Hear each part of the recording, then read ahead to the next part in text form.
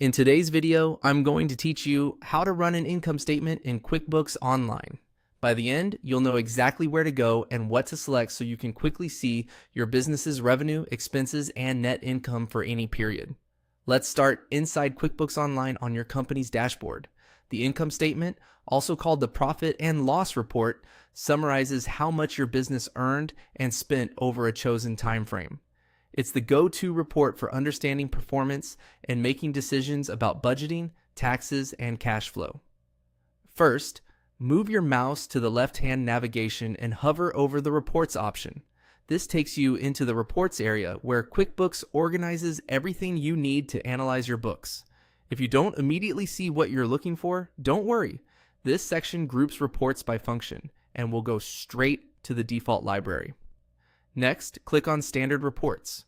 The Standard section contains the ready-made reports that come with QuickBooks Online. These are pre-configured, reliable, and ideal for everyday use. Think of it as your report home base.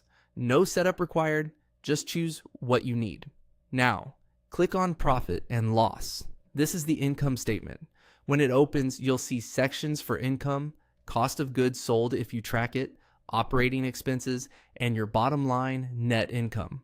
The layout is straightforward and totals are calculated automatically based on the transactions you've already entered and categorized in QuickBooks. Finally, select the report period range. This is where you tell QuickBooks which slice of time you want to analyze.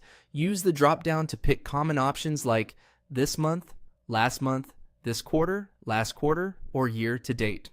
If you're reviewing a specific window, say a project month or a fiscal period, enter custom start and end dates. Choose the period that matches how you review your business and compare it consistently, month over month or quarter over quarter.